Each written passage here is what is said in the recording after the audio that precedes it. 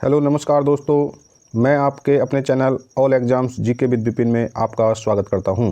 दोस्तों, उम्मीद करता हूं कि आपकी पढ़ाई लिखाई बहुत अच्छे चल रही होगी। और दोस्तों, आपकी पढ़ाई अच्छी चलनी भी चाहिए, क्योंकि आप एक ऐसे प्लेटफॉर्म से जुड़े हैं जो आपकी सफलता को सुनिश्चित करने के लिए एक मार्ग प्रशस्त करता है, क्योंकि आप भविष्य के एक सरकारी अधिकारी और कर्मचारी बनने वाले हैं। दोस्तों, जैसे कि आप जानते हैं कि हमारा जो एक टारगेट है, आपकी बार रेलवे की नौकरी पक्की, उस भर्ती परीक्षा को ध्यान में रखते हुए हम अपनी तैयारी को आगे बढ़ा रहे हैं। देखिए, हम जो है रेलवे के साथ साथ अन्य जितनी भी कंपटीशन की परीक्षाएं होती हैं, जैसे चाहे वो रेलवे की परीक्षा हो, एसएससी का एग्ज़ाम हो, यूपीपी का एग्ज़ाम हो, या अन्य जितनी भी प्रतियोगी परीक्षाएं होती हैं, उन सभी को टारगेट करते हुए जो हमारी जीके से संबंधित जो क्लासेस चल रही हैं, उसी में जो हम आज का जो हमारा टॉपिक है कि संपूर्ण भारत सामान्य परिचय एक नज़र में। जी हाँ, संपूर्ण भारत सामान्य परिचय एक नज़र में करने वाले हैं। यूट्यूब पर पहली बार सरल भाषा व शब्दों में हमारी क्लास होने वाली है। इससे बाहर कुछ नहीं, एक दो बार में कैसे याद करेंगे, इस चीज़ को भी हम पूरा जानेंगे। तो दोस्तों, बने रहिए क्लास में एंड तक और अपनी तैयारी को बेहतर बनाइए। ठीक है, तो अपनी क्लास स्टार्ट करते हैं। देखिए, अगर अभी तक आप हमारे साथ नहीं जुड़े हैं तो दोस्तों, इस चैनल को सब्सक्राइब करके हमारे साथ जुड़ें और अपनी तैयारी को बेहतर बनाएं। तो चलिए अपनी क्लास को स्टार्ट करते हैं। देखते हैं संपूर्ण भारत सामान्य परिचय एक नज़र में। चलिए,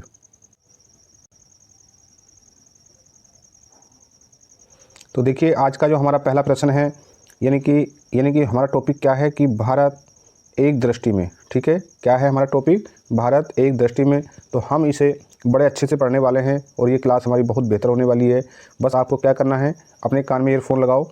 ठीक है, थोड़ा वीडियो की क्वालिटी को अच्छी करने के साथ साथ थोड़ा वीडियो की स्पीड बढ़ाओ, ताकि कम समय में ज़्यादा से ज़्यादा हम यहाँ अपनी तैयारी को बेहतर कर सकें। तो देखिए, पहला बिंदु क्या है? पहला बिंदु है कि देखिए, क्या है कि जो भारत की जो अब स्थिति क्या है, यानी भारत कहाँ पर है, तो देखना है कि उत्तरी गोलार्ध। ठीक है, उत्तरी गोलार्ध और पूर्वी देशांतर।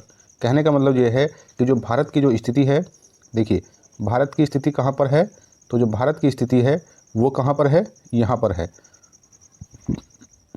देखिए, भारत की स्थिति यहाँ पर है। कहने का मतलब गोलार्ध की बात देखें तो ये उत्तरी गोलार्ध है और ये दक्षिणी गोलार्ध है। तो इधर भारत क्या है, उत्तरी गोलार्ध में है। और देशांतर, यानी कि ये देशांतर, ये वेस्ट देशांतर हो जाएगा और ये ईस्ट देशांतर हो जाएगा। तो भारत देशांतर, पूर्वी देशांतर, और ठीक है, और गोलार्ध उत्तरी गोलार्ध में। ठीक है, चलिए आगे देखिए। अब ये अगला जो बिंदु है, कह रहा है कि ये तो हो गया। अब देखिए, ये क्या है कि आकृति। ध्यान देना है दोस्तों, आज आप पूरे भारत का एक दृष्टि में पूरे भारत का भ्रमण कर लेंगे। बस आप अपने को कॉन्सेप्ट को ध्यान में रखते हुए अपनी तैयारी को आगे बढ़ाना है।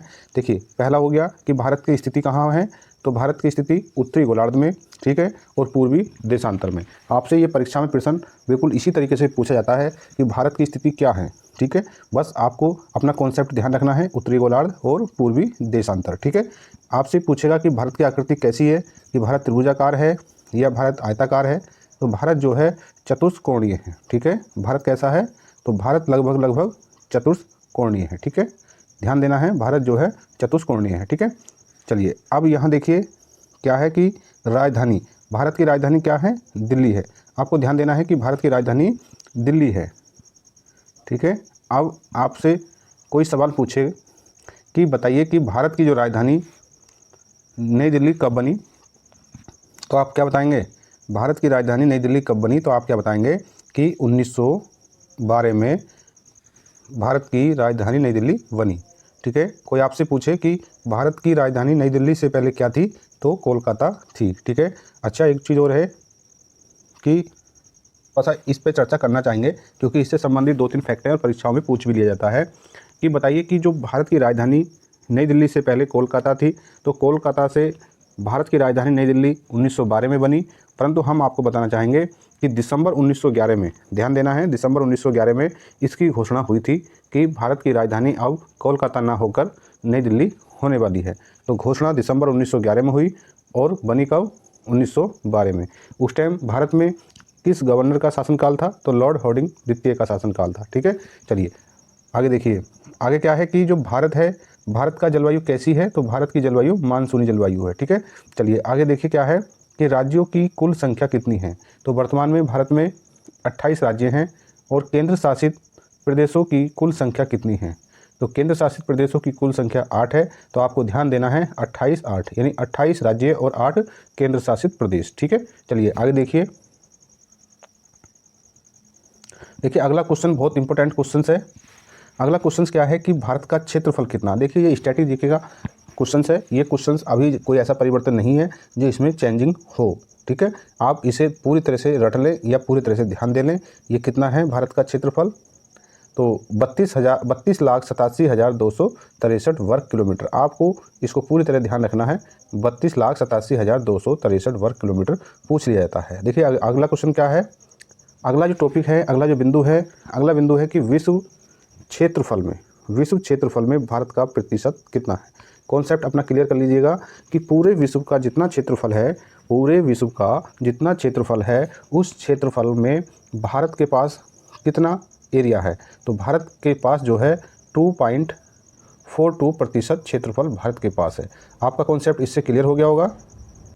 तो देखिए इसका कॉन्सेप्ट भी क्लियर हो गया होगा कि जो विश्व है, विश्व के क्षेत्रफल में, पूरे विश्व के क्षेत्रफल में भारत के पास कितना क्षेत्रफल है? तो 2.42%। देखिए अभी हाल ही में ये question UP DElEd first semester की परीक्षा में पूछा गया था। ठीक है, चलिए अगला क्वेश्चन देखिए।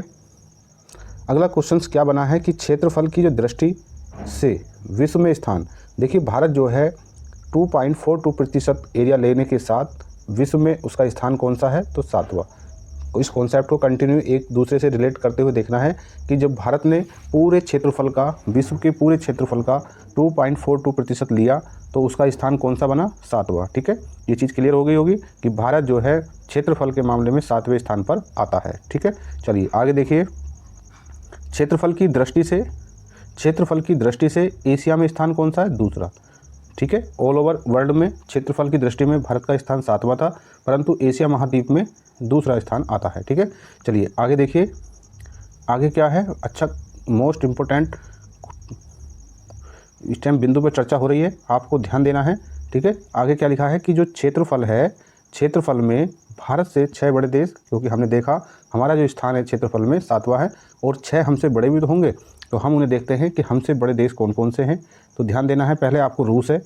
ठीक है, आपको रूस ध्यान देना है और रूस के बाद हम चले जाते हैं कनाडा।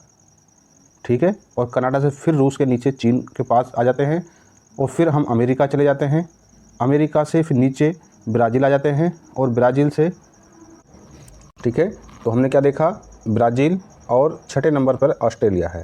तो पहले नंबर पर कौन है? रूस, दूसरे पर कौन है? कनाडा, तीसरे पर चीन, चौथे पर अमेरिका और 5वें पर ब्राज़ील और छठे पर ऑस्ट्रेलिया और 7वें पर भारत। एक बार फिर ध्यान दें, अच्छा क्वेश्चन है। क्षेत्रफल में भारत से 6 बड़े देश कौन कौन से हैं? पहले रूस है, फिर कनाडा है, फिर चीन है, फिर अमेरिका, ब्राज़ील, ऑस्ट्रेलिया से फिर इंडिया आते हैं और 7वां स्थान भारत को मिल जाता है। ठीक है, उम्मीद करता हूँ कि आपका यहाँ पर कॉन्सेप्ट क्लियर हो गया होगा इससे संबंधित। चलिए नेक्स्ट क्वेश्चन देखिए। नेक्स्ट क्वेश्चन क्या है? नेक्स्ट क्वेश्चन है कि सर्वाधिक बोली जाने वाली भाषा कौन सी है? कहाँ पर? भारत में, ना कि ऑल वर्ल्ड में बात कर रहा है। तो सर्वाधिक बोले जाने वाली भाषा भारत में हिंदी है। ठीक है, और देखिए दूसरी सर्वाधिक बोले जाने वाली भाषा इंडिया यानी हिंदुस्तान में, भारत में कौन सी है? तो पहले नंबर पर हिंदी है, दूसरे पर कौन सी है? बांग्ला। ठीक है, चलिए आगे देखिए। आगे क्या है कि सबसे बड़ा जनजाति कौन सी है? तो सबसे बड़ी जनजाति कौन सी है? भील है। ठीक है, कुछ किताबों में गोंड दिया है जो त्रुटि है। ठीक है, आपको ध्यान देना है कि सबसे बड़ी जनजाति भारत में भील है और दूसरी गोंड है। कुछ किताबों में गोंड को पहले स्थान पर दे रखा है, जबकि भील ही है जो सबसे बड़ी जनजाति है और भारत में निवास करती है। चलिए आगे देखिए। आगे क्या है कि आगे दे रहा है कि अक्षांशीय स्थिति, भारत की अक्षांशीय स्थिति क्या है? तो भारत की अक्षांशीय स्थिति जो है 8 डिग्री 4 अंश, ठीक है, 8 डिग्री 4 अंश से लेकर उत्तर में 37 डिग्री 6 अंश उत्तरी अक्षांश। ठीक है, जब हम ज्योग्राफी पढ़ाएंगे आपको, तो वहाँ पर जब अक्षांश देशांतर के बारे में बताएंगे तो वहाँ मैप से आपको सब चीज़ क्लियर कर देंगे। आप जो है हमारे जो all exam GK with channel पर पहुँचें और विजिट करें, और जो वहाँ प्ले लिस्ट बनी हुई है तो वहाँ आप देख सकते हैं। ठीक है, चलिए देखिए नेक्स्ट क्वेश्चन क्या है कि जो देशांतरी हमने देखा, अक्षांशीय स्थिति देख ली भारत की, तो क्या थी कि 8 डिग्री से लेकर 4 अंश, 8 डिग्री 4 अंश से लेकर 37 डिग्री 6 अंश उत्तरी अक्षांश। ठीक है, अब आती है देशांतर स्थिति। तो देशांतरीय स्थिति क्या है, 68 डिग्री 7 अंश से लेकर 97 डिग्री 25 अंश पूर्वी देशांतर। ठीक है, आपने देखा था कि जो भारत की स्थिति भी आपने देखी थी कि ये भारत की स्थिति थी। तो यहाँ जो हम अक्षांश की बात करते हैं इधर को, और इधर को हम देशांतर की बात करते हैं। ठीक है, तो हमने देखा क्योंकि ये क्या होता है, ये अक्षांश रेखाएं होती हैं, ये अक्षांश रेखाएं होती हैं।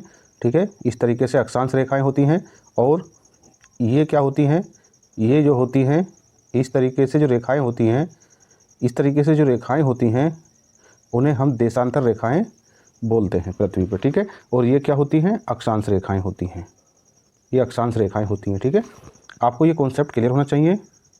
ठीक है दोस्तों, चलिए आगे देखिए। हमने देख लिया कि जो देशांतर स्थिति क्या है कि 68 डिग्री 7 अंश से लेकर 97 डिग्री 25 अंश पूर्वी देशांतर। ये परीक्षा में सेम टू सेम पूछ लिया जाता है, आपको ये फैक्ट वाले सब क्वेश्चन ध्यान देना है। इन्हीं में से परीक्षा में बार बार पूछा जाता है। देखिए 90% इन्हीं में से क्वेश्चन उठाता है। ठीक है, 90% इन्हीं में बिल्कुल सेम टू सेम क्वेश्चन उठा लेता है। अब देखिए अगला जो प्रश्न है बहुत इंपॉर्टेंट प्रश्न है, आपको ध्यान देना चाहिए। ये क्वेश्चन परीक्षाओं के साथ साथ आपकी जनरल नॉलेज को भी बूस्ट करते हैं। तो आपको ध्यान देना है कि उत्तर से लेकर दक्षिण, समझ गए, उत्तर से लेकर दक्षिण भारत की लंबाई कितनी है। कहने का मतलब ये है कि जो भारत की जो स्थिति थी, ये देखिए कुछ ऐसे करके भारत की स्थिति हम देखते हैं। तो जो भारत की जो स्थिति ये वाली है उत्तर दक्षिण, कितनी लंबाई है, 3214 किलोमीटर। आपको ध्यान देना, एग्जैक्ट डेटा है 3214 है। ठीक है, 3214 है। अगर भारत की ये वाली स्थिति थी, ठीक है, कितनी थी, ये वाली स्थिति है 3214 है। अगर ये वाली स्थिति की बात करते हैं तो ये वाली स्थिति है भारत की 2933। ठीक है, कितनी है, 2933। अगर देखते हैं कि कहते हैं कि भारत की जो आकृति है चतुष्कोणीय है, तो इसमें कुछ अंतर है। तो ये कितना अंतर है, पूरी तरह से भारत चतुष्कोणीय नहीं है। तो आप इसमें से जब घटाएंगे तो एक कितना बैठेगा, 1 11 8। ठीक है, अब जो 11 में गए 2, यानी कि 281। भारत पूरी तरह चतुष्कोणीय नहीं है, लगभग में है। तो जो अंतर है लंबाई भारत की, जो दक्षिण, उत्तर दक्षिण और पूर्व पश्चिम में जो कुछ लंबाई में अंतर है वो 281 किलोमीटर का अंतर है। ठीक है, चलिए आगे देखते हैं। ये तो हो गया, ये हो गया कि भाई उत्तर से दक्षिण की जो भारत की लंबाई है 3214 किलोमीटर है, और जो पूरब से पश्चिम की लंबाई है 2933 किलोमीटर है। चलिए ये सब कुछ क्लियर हो गया होगा। आगे देखते हैं। देखिए आगे क्या है, आगे बहुत इम्पोर्टेंट बिंदु है कि जो पूर्वी बिंदु, भारत का जो पूर्वी बिंदु है कीबीथू कहाँ पर है, अरुणाचल प्रदेश में है। और पश्चिमी बिंदु कहाँ पर है, तो पश्चिमी बिंदु का पहले नाम जानिए, इनका नाम भी पूछ लेता है और ये कहाँ पर स्थित है ये सब कुछ पूछ लेता है। तो क्या है, कहाँ है पश्चिमी बिंदु, गुहार मोती या गौर माता, ये कहाँ पर है, गुजरात में। ध्यान देना, गुहार मोती या गौर माता कहाँ पर है, गुजरात में। चलिए नेक्स्ट देखिए कि जो उत्तरी बिंदु है, उत्तरी बिंदु कहाँ पर है, और उत्तरी बिंदु कहाँ पर है और उसका नाम क्या है। तो उत्तरी बिंदु का जो नाम है इंद्राकोल है, कहाँ पर है, लद्दाख में है। ये हमें ध्यान देना है। लद्दाख में किस जगह है, सियाचिन ग्लेशियर में, जो काराकोरम दर्रे में ये स्थित है। ठीक है, आपको ध्यान देना है कि उत्तरी बिंदु जो है इंद्राकोल उसका नाम है, स्थिति लद्दाख में। लद्दाख में कहाँ पर, सियाचिन ग्लेशियर में, और वहाँ पर एक काराकोरम दर्रे में ये बिंदु अवस्थित है। ठीक है, चलिए नेक्स्ट देखिए। नेक्स्ट जो बिंदु है वो कहाँ पर है, तो नेक्स्ट बिंदु जो है देखिए, भारत के मुख्य भूमि का दक्षिण बिंदु कन्याकुमारी केप कोमोरिन कहाँ पर है, तमिलनाडु में। तो देखिए जो भारत का जो इस तरीके से देखिए आप, जो भारत है ये, तो भारत का ये समुद्र तट है, तो इसका ये दक्षिणतम बिंदु है। ऐसे देखेंगे तो कह रहा मुख्य भूमि का जो बिंदु है कन्याकुमारी या केप कोमोरिन तमिलनाडु में है। अगर तुम दक्षिणतम बिंदु की बात करेंगे तो वो यहाँ है। ठीक है, ये एक जो अंडमान निकोबार द्वीप समूह है वहाँ पर है। ठीक है, ये हम आगे इस पर चर्चा करने वाले हैं। ठीक है, तो ध्यान देना, मुख्य भूमि वो भूमि है जो तट पर पाई जाती है। ठीक है, मुख्य भूमि तट पर है, देखिए लिखा भी है। भारत के मुख्य भूमि का जो दक्षिणी बिंदु है कहाँ पर है, कन्याकुमारी, या इसका नाम केप कोमोरिन है, तमिलनाडु में स्थित है, क्योंकि यहीं पर है तमिलनाडु में। ठीक है, आगे देखिए, अब देखिए क्वेश्चन क्या कह रहा है कि सबसे दक्षिणतम बिंदु कौन सा है। सबसे दक्षिणतम बिंदु इंदिरा पॉइंट है। इस इंदिरा पॉइंट और अन्य नाम जो है पिगमिलियन या पारसन पॉइंट है। ठीक है, तो ये कहाँ पर है, इसकी स्थिति कहाँ पर है और कितनी दूर है, तो ये जो है अंडमान निकोबार द्वीप समूह में स्थित है। ठीक है, अब देखिए आगे क्या है, आगे है कि जो दक्षिणतम बिंदु है, जो दक्षिणतम बिंदु है अंडमान निकोबार द्वीप समूह में, वो भूमध्य रेखा से कितनी दूर है। जैसे कहने का मतलब ये है, ये हमारा भारत है, ये हमारा जो अंडमान निकोबार द्वीप समूह है, तो हमारा जो दक्षिणतम बिंदु जो है जिसे हम पिगमिलियन पॉइंट बोलते हैं, तो यहाँ ये क्या है, भूमध्य रेखा। आपको ध्यान देना है, ये है भूमध्य रेखा। तो इस भूमध्य रेखा से यहाँ तक की जो दूरी है, ये दूरी है 876 किलोमीटर। कितनी है, 876 किलोमीटर की दूरी है। किसकी, भूमध्य रेखा से भारत के दक्षिणतम बिंदु की जो दूरी है वो 876 किलोमीटर है। ठीक है, ये आपको ध्यान देना है। देखिए, उम्मीद करता हूँ कि आपको ये जो बिंदु है, ये जो पॉइंट है, समझ में आ गया होगा। अगला जो हमारा पॉइंट है, बड़ा ही इंपॉर्टेंट पॉइंट है कि स्थल सीमा की जो कुल लंबाई कितनी है। ठीक है, जैसे कि अभी देखते हैं ये भारत है, तो इस भारत की जो स्थल सीमा है उसकी कुल लंबाई कितनी है, ये वाली। ठीक है, तो इसकी जो कुल लंबाई है वो 15,200 किलोमीटर है। ठीक है, कितनी है, 15,200 किलोमीटर है।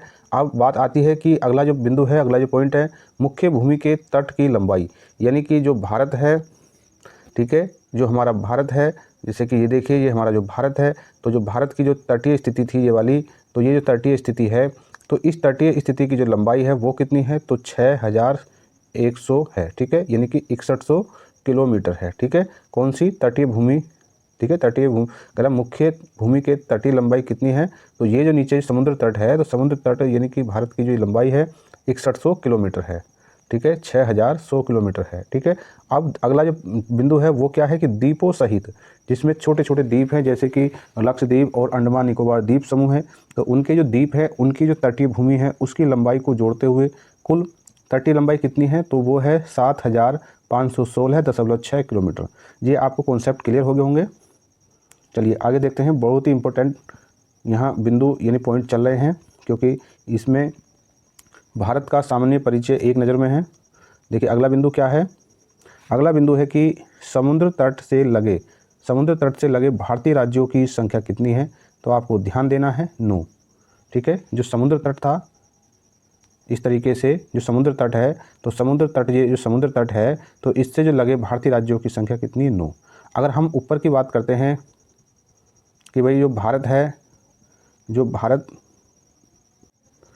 देखिए जो भारत है, अगर हम ये कहते हैं कि जो भारत का जो हिमालय है, ठीक है, देखिए जो भारत का ये ऊपर जो हिमालय है, हिमालय से भारत के कितने राज्य लगे हैं, तो 10। अगर हम ये बात करते हैं कि जो भारत की जो मुख्य भूमि है, ठीक है, हम देखते हैं कि जो हमारा भारत है, हमारा जो भारत है, इसकी जो मुख्य भूमि है, ठीक है, यानी कि जो इसकी जो मुख्य भूमि है, ये जो इसकी मुख्य भूमि है, इस मुख्य भूमि से कितने राज्य लगे हैं, तो हम यहाँ देखते हैं कुल 18 राज्य लगे हुए हैं। और जो किससे लगे हुए हैं, जो पड़ोसी देश हैं। अच्छा, पड़ोसी देश भारत की थल सीमा से कितने लगे हैं, तो पड़ोसी देशों की संख्या 7 है, जो हम आगे चर्चा करने वाले हैं। ठीक है, चलिए आगे देखिए, आगे क्या है कि अगला जो बिंदु है वो है कि सबसे लंबी तट रेखा वाला राज्य कौन सा है। तो सबसे लंबी तट रेखा वाला, कई बार परीक्षाओं में पूछा गया है इस प्रश्न को, तो गुजरात है। ठीक है, आगे देखिए, सबसे लंबी और सबसे छोटी तट रेखा वाला राज्य कौन सा है, गोवा। तो आपको ध्यान देना, सबसे बड़ा गुजरात और सबसे छोटा गोवा है। ध्यान देना है, ये जो इस तरीके से रिलेट करना है कि ये पश्चिमी तट पर ही हैं दोनों। ठीक है, ये पश्चिमी तट पर ही हैं। ठीक है, चलिए आगे देखिए, आगे क्या है कि सबसे छोटी तट रेखा वाला केंद्र शासित राज्य कौन सा है। ठीक है, सबसे छोटी तटरेखा वाला केंद्र शासित प्रदेश कौन सा है, अंडमान निकोबार द्वीप समूह। चलिए आगे देखिए कि प्रायद्वीपीय भारत या भारत की दूसरी सर्वाधिक लंबी तट रेखा वाला राज्य कौन सा है, आंध्र प्रदेश। चलिए आगे देखिए, देखिए अगला जो प्रश्न है बहुत इंपॉर्टेंट प्रश्न होने वाला है ये, कि सर्वाधिक नगरीकृत राज्य कौन सा है, महाराष्ट्र। इस चीज़ को आपको ध्यान देना है, ठीक है। चलिए देखिए अगला जो क्वेश्चन है सर्वाधिक, देखिए हमने ये तो देखा कि जो सर्वाधिक नगरीकृत राज्य कौन सा है, महाराष्ट्र। इसी को ध्यान में रखते हुए, क्योंकि ये परीक्षा में कई बार प्रश्न पूछा गया है कि न्यूनतम नगरीकृत राज्य कौन सा है, हिमाचल प्रदेश। आपको इन दोनों का कॉन्सेप्ट क्लियर कर लेना है कि सर्वाधिक नगरीकृत राज्य महाराष्ट्र है और न्यूनतम नगरीकृत राज्य कौन सा है, हिमाचल प्रदेश, ठीक है। चलिए अगला जो हमारा जो बिंदु है बहुत इंपॉर्टेंट है, कई बार परीक्षाओं में पूछा गया है कि सर्वाधिक वन आच्छादित राज्य कौन सा। कहने का मतलब ऐसा कौन सा राज्य है जहां पर सर्वाधिक वन पाए जाते हैं, तो वो मध्य प्रदेश एमपी है, ठीक है। आगे देखिए कि सबसे न्यूनतम वन आच्छादित राज्य यानी सबसे कम वनों वाला राज्य कौन सा है, जिसमें सबसे कम वन पाए जाते हैं, हरियाणा है। ये वेरी वेरी इंपॉर्टेंट क्वेश्चन है, बहुत बार यानी कई बार परीक्षाओं में इस प्रश्न को पूछा गया है, ठीक है। चलिए अगला प्रश्न देखिए, अगला प्रश्न क्या है कि सर्वाधिक, ये प्रश्न भी कई बार परीक्षाओं में पूछा गया है कि सर्वाधिक वर्षा कहाँ पर होती है, तो मानिसराम में होती है, और ये मानिसराम कहाँ पर है, मेघालय में, ठीक है। चलिए आगे देखिए कि सर्वाधिक वर्षा तो मानिसराम मेघालय में होती है। सर्वाधिक को तो बहुत बच्चे याद रखने की कोशिश करते हैं, परंतु न्यूनतम वर्षा वाला क्षेत्र भी याद होना चाहिए, तो वो कौन सा है, लेह में। तो लेह कहाँ है, लद्दाख में। लद्दाख क्या है, एक केंद्र शासित प्रदेश बन चुका है अब, ठीक है। अगला जो प्रश्न है कि सबसे ठंडा स्थान कौन सा है। सबसे ठंडा जो स्थान है वो द्रास है, और द्रास कहाँ पर है, लद्दाख में, ठीक है। देखिए ये क्वेश्चन यहाँ पर आ गया है कि जो हिमालय से लगे, हिमालय पर्वत जो है उससे लगे भारतीय राज्यों की संख्या कितनी है, तो हिमालय से लगे भारतीय राज्यों की संख्या 10 है, ठीक है। ये क्वेश्चन क्लियर हो गया। और अब हम थोड़ा सा और आगे आपको एडवांस बताना चाहेंगे कि जो भारत के जो पड़ोसी देश हैं जिनकी थल सीमा भारत से लगी है उनकी संख्या 7 है, ठीक है। और उनसे लगे भारतीय राज्यों की संख्या पहले 17 थी और अब 18 हो चुकी है, ठीक है, जिसमें 16 राज्य हैं और 2 केंद्र शासित प्रदेश हैं। तो दोस्तों आज की क्लास, ठीक है, कैसी लगी आपको, आप कमेंट करके बता सकते हैं। आपके एक प्यारे से कमेंट का हमें इंतजार रहेगा। देखिए ऐसी बेहतर तैयारी के लिए इस चैनल को आप सब्सक्राइब करें और लाइक करें, अपने दोस्तों में शेयर करें और ज़्यादा से ज़्यादा अपने दोस्तों को इस चैनल से जोड़ें ताकि उनकी भी एक बेहतर तैयारी हो सके। और ये चैनल, ये प्लेटफॉर्म आपको आपकी सफलता के लिए एक अच्छा मार्ग प्रशस्त कर सके ताकि आप भविष्य में एक सरकारी अधिकारी और कर्मचारी बन सकें। तो दोस्तों मिलते हैं आपसे अपनी अगली क्लास में, तब तक के लिए जय हिंद, जय भारत।